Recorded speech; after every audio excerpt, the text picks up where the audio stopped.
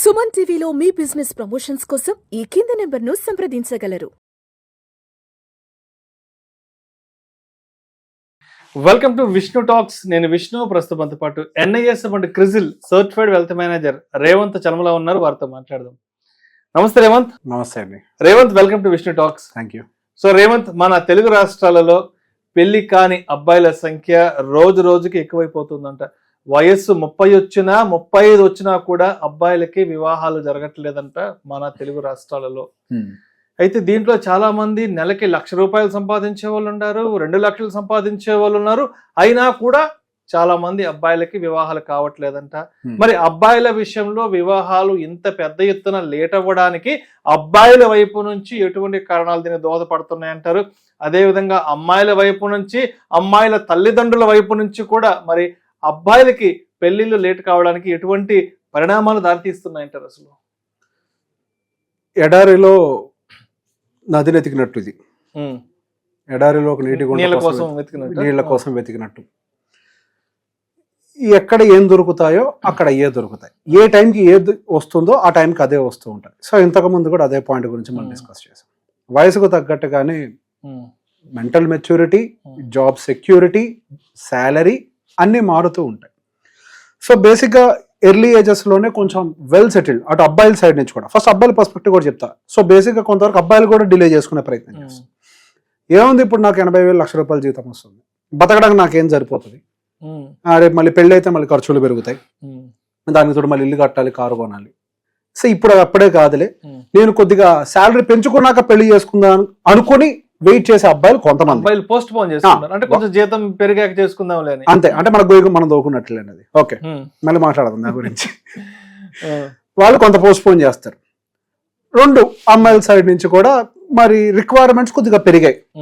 Of course కొంతవరకు స్వాతంత్రం పెరిగింది, వాళ్ళకు కూడా స్వేచ్ఛ దొరికింది, వాళ్ళు కూడా సెలెక్ట్ చేసుకునేటువంటి వెసులుబాటు వాళ్ళకి ఉంది, పేరెంట్స్ ఇస్తున్నారు, ఆప్షన్ చాయిస్ అన్ని బాగున్నాయి. సో ఇప్పుడు ఏదైతే మనం ఈ సోషల్ మీడియా కల్చర్ లో బతుకుతున్నామో, we're living in a society of social media. అంటే మనం వ్యక్తులను కలుసుకోవట్లేదు, మనం పెట్టే ఫోటోలే కలుసుకుంటున్నాయి. కాబట్టి ఏదైతే ఇప్పుడు మనం చూస్తున్నామో ఆ టైప్ ఆఫ్ లైఫ్ స్టైల్ కావాలని దానికి తగ్గ శాలరీస్ ఉండాలి, దాని తగ్గట్టుగా ఆ లైఫ్ స్టైల్ అంతా కూడా ఎస్టాబ్లిష్ అయిపోయి ఉండాలి, మెయింటెనెన్స్ ఉండాలి. సో ఇదంతా కూడా కొంతవరకు అమ్మాయిల సైడ్ నుంచి కూడా పెరుగుతుంది. అది అందరి వైపు ఉంది. నేను ఇక్కడ అబ్బాయిని అమ్మాయిని కించపరచడం కాదు. అంటే మనం ఎక్కడ ఏది వెతుకుతున్నాం, అది రాంగ్ ప్లేస్ లో, మురికాలలోకి వెళ్ళి రత్నాలు ఎతికితే దొరుకుతాయా? దొరకవు. ఎతకాల్సిన చోట ఎతికితే దొరుకుతాయి, అంతే. అంటే టైమింగ్ ఇంపార్టెంట్. ఏ ప్లేసు, ఏ టైం, ఏది ఎదుగుతున్నాం. 30 సంవత్సరాలు 28 సంవత్సరాల కుర్రాడికి నీ ఎంత కష్టపడ్డా మనకు వచ్చి అక్కడ జీతం అంతే, 80,000 ₹1,00,000, అంతకు మించేమి ఇవ్వరు. సో బేసిక్ గా కొద్దిగా జీతం అనేది పెరుగుద్ది, కానీ ఫట్మని పెరిగిపోద్ది. మీకు నిజంగా జీతం పెరిగే టైంకి మీకు వయసు అయిపోద్ది. ఇది ఫ్యాక్ట్. ఆ 3 లక్షలు 3.5 లక్షలు వచ్చేటప్పటికి 40-42 వచ్చి పడతాయి దగ్గర. ఎస్. ఈ అబ్బాయిలు ఏం చేస్తారు, సరే ఆఫీసులు జంప్ చేస్తా, ఒక ఆఫీస్ నుంచి ఒక ఆఫీస్ కి, చిన్నగా నాకు కూడా శాలరీ పెరుగుద్ది కదా. సో నువ్వు ఎంత జంప్ చేసినా, నీకు పెళ్ళైనా జంప్ చేస్తావు, పెళ్లి కాకపోయినా జంప్ చేస్తావు. నీకు పెళ్ళైనా పెరిగే శాలరీ అదే, నీకు పెళ్లి కాకపోయినా పెరిగే శాలరీ అదే. నువ్వు పెళ్లికి ముందు ఒక మనిషి, పెళ్లి తర్వాత ఇంకో మనిషి అయితే కావు కదా. అట్లీస్ట్ వర్క్ పాయింట్ ఆఫ్ వ్యూలో మనిషి అయితే ఒకటివే కదా. ముందైనా తర్వాత నీ లైఫ్ లో జరగాల్సిన శాలరీ ప్యాటర్న్ అయితే అదే కొనసాగుద్ది. కానీ ఇక్కడ దట్స్ ఓకేలే, నేను మొత్తం మొత్తం సెట్ చేసుకున్నాక పెళ్లి చేసుకుంటాను దిగితే, ఒకసారి వయసు పెరిగిన తర్వాత ఇంకా కొత్త సమస్యలు కూడా యాడ్ అవుతాయి పెళ్లి పాయింట్ ఆఫ్ వ్యూ, ఈవెన్ అమ్మాయిల పాయింట్ ఆఫ్ వ్యూలో. సో ఒక మనిషిని వెతుక్కునేటప్పుడు, ఒక జీవితంలో ఒక పార్ట్నర్ని వెతుక్కునేటప్పుడు, yes, comforts are very important. Definite గా నేను ఈ పాయింట్ని ఆడపిల్లలు, నాకు 2 ఆడపిల్లలు ఉన్నారు. సో ఏ ఆడపిల్ల అయినా కానీ సెక్యూరిటీ పాయింట్ ఆఫ్ వ్యూలో ఖచ్చితంగా ఆలోచిస్తాను. నాకు ఆర్థిక భద్రత ఉంటుందా, ఈ మనిషి దగ్గర నేను భద్రంగా ఉంటానా, నేను కంఫర్టబుల్ గా ఉండగలుగుతానా, రేపు నా పిల్లలు కంఫర్టబుల్ గా ఉండగలుగుతారా, ఎదుగుతారా, అంతా బాగుంటుందా, చదివించగలుగుతారా, ఇవన్నీ మైండ్ లో ఉంటాయి. కానీ మైండ్ లో ఒకటి ఉంది, కానీ మనం వెతికేదేమో ఇంకొకటి. మనం పోగొట్టుకుందేమో తాళం చెయ్యి, మనం వెతుకునేదేమో ఇంకో దాని గురించి. అంటే రాంగ్ థింగ్ ని వెతుకున్నాం. మన మైండ్ లో ఏముంది, భద్రత ఉందా, పిల్లల భవిష్యత్తు బాగుంటుందా, ఇది కదా యాక్చువల్ గా ప్రతి ఆడపిల్ల మైండ్ లో ఇది ఉంటది. చాలా మంది ఏదో రకరకాల కామెంట్లు చేస్తారు, వయసు పెరిగిన తర్వాత అమ్మాయిలు డబ్బుల గురించి చూస్తారు. నో, భద్రతది. భద్రత లేని వాళ్ళ దగ్గర ఉండడానికి ఎవరు ఇష్టపడరు, కాదనట్లేదు. భద్రత కోసం వాళ్ళు వెతుక్కుంటున్నారు. సో ఇక్కడ అసలు భద్రతను ఏ విధానంలో చూసుకోవాలి? 30 సంవత్సరాల కుర్రాళ్ళ దగ్గరకు వచ్చేసరికి డైరెక్ట్ గా పెద్ద ఉండాలి అని అంటే కుదరవు కదా. అప్పుడే జీవితం స్టార్ట్ అయింది కాబట్టి అన్నీ ఉండవు ఒకేసారి. ఇక్కడ మనం చూసుకోవాల్సిన అంశాలు ఏంటి? ఫస్ట్ అసలు రేపన్న రోజు జాబ్స్లో ఉన్నాం మనం. Life is full of uncertainties. ఈ ఫుల్ ఆఫ్ అన్సర్టనిటీస్కి ఎటువంటి ప్లాన్ ప్రిపేర్ చేసుకున్నాడు? టక్కున ఉద్యోగం పోయింది. ఇల్లు కొంటారు, ఓకే, ఇల్లుంది సరే. ఇప్పుడు ఇల్లుంది అని అంటే ఒక టక్కున ఉద్యోగం పోతే 6 నెలల పాటు ఎట్లా బతుకుతాం? ఒక ప్లాన్ ఉందా? డబ్బులున్నాయా దానికి తగ్గట్టుగా? టక్కన ఏదైనా జరిగింది, మన తెలియదు, మన టైం ఎట్లుంటుందో తెలియదు, ఏదో జరిగి మనం కాలం చేశారో అనుకోండి, ఏదో జరిగింది. ఆ టైంలో నీ ఆదాయం మీద ఈ కుటుంబం డిపెండ్ అయి ఉంటుంది. నీ ఆదాయం చూసి చేస్తాను. సో ఇప్పుడు నీ ఆదాయం కనుక ఇంపాక్ట్ అయితే, నీకు ఏదైనా జరిగితే ఆ కుటుంబం పరిస్థితి ఏంటి? సో దానికి కావాల్సినటువంటి జాగ్రత్తలు ఏం తీసుకున్నాను? టర్మ్ ఇన్సూరెన్స్లు కానీ సరిపడా ఉన్నాయా? టక్కున హాస్పిటలైజ్ అయితే ఏంటి? అసలు వాళ్ళ తల్లిదండ్రుల గురించి కూడా చూస్తారు కదా, వాళ్ళ మీద ఏంటి? వాళ్ళ తల్లిదండ్రులకు కూడా అసలు హెల్త్ ఇన్సూరెన్స్లు అన్నీ ఉన్నాయి. అంటే ఆర్థికంగా వీళ్ళ మీద బర్డెన్ పడేయడానికి ఏమేమి అంశాలు ఉన్నాయి. సో ఇవన్నీ కూడా చూసుకోవాలి. ఇదంతా ఏం చెప్తుంది అని అంటే, ఆ వ్యక్తికి సంబంధించిన ఒక ఫైనాన్షియల్ డిసిప్లిన్, ఒక ఫైనాన్షియల్ డిసిప్లిన్.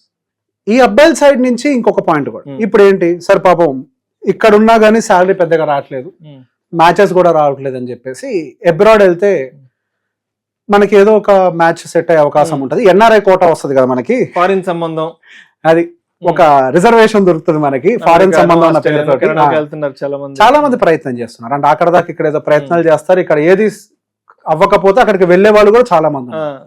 సో అక్కడికి వెళ్ళిన తర్వాత కూడా ఇదే ప్రాబ్లం మళ్ళీ కొనసాగుద్ది. ఇప్పుడు మీరు వెళ్ళిన వెంటనే రెడ్ కార్పెట్ వేసి ట్రంప్ ఏం ఉద్యోగం ఇయ్యడు కదా. అవును కదా, మొన్న సమస్యలు ఉంటాయా? అసలు ఆ మధ్య వెళ్ళిన వాళ్ళంతా మొన్న ఫ్లైట్ అందరూ పంపించేసారు కదా. అది సరే, యుఎస్ అని పక్కన పెట్టండి, ఏ కంట్రీ అయినా మీకు వెళ్ళంగానే రెడ్ కార్పెట్ ఉంటుందా? లేదు కదా. ఒక 3-4 ఏళ్ళు డక్కా ముక్క తినాలి కదా. సో బేసిక్ గా మనం ఎక్కడికి వెళ్ళినా కానీ కొంత సమయం పడుతుంది. ఇది జీవితం అనేది స్ప్రింట్ రేస్ కాదు, ఇది ఒక మ్యారథాన్. పరిగెడుతూనే ఉండాలి. అక్కడికి వెళ్తే నాకు స్ప్రింట్ రేస్ లాగా విన్ వస్తుంది, ఇక్కడికి వెళ్తే వస్తుంది అంటే అట్లా రాదు. ఇక్కడున్న అదే 3-4 సంవత్సరాలు వెయిటింగ్ పడుతుంది, అక్కడికి వెళ్ళినా అదే 3-4 సంవత్సరాలు వెయిటింగ్ పడుతుంది. కాకపోతే దాంతో పాటుగా ఇంకొకటి మీకు యాడ్ అవుతుంది, ఏజ్ బార్ అని. ఆరోగ్య సమస్యలు, ఏజ్ బార్ అని, పిల్లలకు సంబంధించిన సమస్యలు చాలా వస్తుంది. సో బేసిక్ గా ఏది ఏ వయసులో జరగాలో ఆ వయసులో జరగాలి. సంపాదన మళ్ళీ చెప్తున్నాను, సంపాదన అనేది ఈ వ్యక్తికి పెళ్ళైన తర్వాత పెళ్లి కాకముందు వేరువేరుగా ఉండవు. ఆయన పెళ్లి చేసుకున్నా చేసుకోకపోయినా కానీ అది ఎంత పెరగాలో ఆ రీతిలోనే పెరుగుతుంది, అంతే. అబ్నార్మల్ గ్రోత్ అనేది ఎక్కడ జరగదు. సో ఫస్ట్ అసలు డిసిప్లిన్ ఎంతవరకు ఉంది? అటు అబ్బాయి అయినా అమ్మాయి విషయంలో చూడాల్సింది ఇదే, అమ్మాయి అయినా అబ్బాయి విషయంలో చూడాల్సింది ఇదే. ప్రతి కుటుంబంలో సమస్య మొదలయ్యేది ఫైనాన్స్ తోటే. ఒక ఫైనాన్స్ తోటే ముందుగా స్టార్ట్ అవుతాయి. అసలు అక్కడ సమస్యలు రాకుండా ఉండాలి అని అంటే దానికల్లా ఉండాల్సింది బుద్ధి, ఫైనాన్షియల్ నాలెడ్జ్, మంచి బుద్ధి ఉండాలి. సో అది ఉందా లేదా చెక్ చేసుకోవాలి కదా. రీసెంట్ గా వింటున్నా, కొంతమంది ఆడపిల్లలు చూస్తున్నారంట, నాకు మంచిగా అనిపించింది.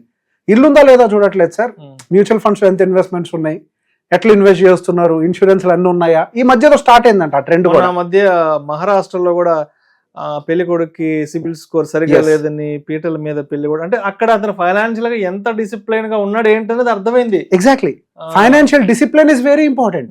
సో ఇప్పుడు మీకు ఎంత జీతమైనా రానియండి, మీకు వెనకాల కోట్లు ఆస్తుండనియండి, డిసిప్లిన్ లేనోడు ఇట్లా కరగదిస్తాడు, జస్ట్ లైక్ దట్ అయిపోతాయి డబ్బులు. పెద్ద విషయం ఏం కాదు అది. అంటే దాన్ని ఎట్లా హ్యాండిల్ చేయాలో కూడా తెలియాలి కదా. ఇప్పుడు మీకు వజ్రాయుధం ఇస్తే వాటర్ రావాలి కదా. వజ్రాయుధం ఉంటే ఏమి ఉపయోగం? ఎంత జీతం ఉంటే ఉపయోగం ఏంటి? ఎంతమంది అండి తారలు గాని ఎన్నో లక్షల కోట్ల రూపాయలు సంపాదించి నేల కొరిగిపోయిన వాళ్ళు ఎంత మంది అకౌంట్ బనేగల కరోర్పతి కోట్ల రూపాయలు సంపాదించి నేల కొరిగిపోయారు కూడా. సంవత్సరం తిరగక ముందే మళ్ళీ 75% ఇట్లా క్యాష్ ప్రైజ్ వచ్చిన వాళ్ళందరూ బ్యాంక్రప్ట్ అయిపోయారు. అంటే మీకు ఆయుధం వాడటం కూడా తెలియాలి కదా. ఆయుధం వాడటం తెలియాలంటే ముందు నేర్చుకునే డిసిప్లిన్ ఉండాలి. ఆ డిసిప్లిన్ ఉన్నాడు ఒక టైంకి ఎట్లయినా సక్సెస్ అవుతాడు. సక్సెస్ కి దారి తీసేది మీరు సంపాదించే జీతం కాదు. I bet on this. నేను ఎంతో మందిని డైలీ కలుస్తున్నా కదా, ఎంత సంపాదిస్తున్నా దాన్ని బట్టి నువ్వు ఎదుగవు, నువ్వు ఎంత డిసిప్లిన్ గా ఉండవు అన్న దాన్ని బట్టి నువ్వు ఎదుగుతావు. ఆ డిసిప్లిన్ ఉందో లేదా కదా మీరు ఎతకాల్సింది. అంటే బుద్ధి చూడాలి. ఒకప్పుడు కూడా మనకు అదే చెప్పారు. ఏం చెప్పారు పెద్దవాళ్ళు? ఇటు అటు ఏదో బుద్ధి ఎట్లుందో చూడమన్నారు. ఆ బుద్ధి మీనింగ్ ఏంటి?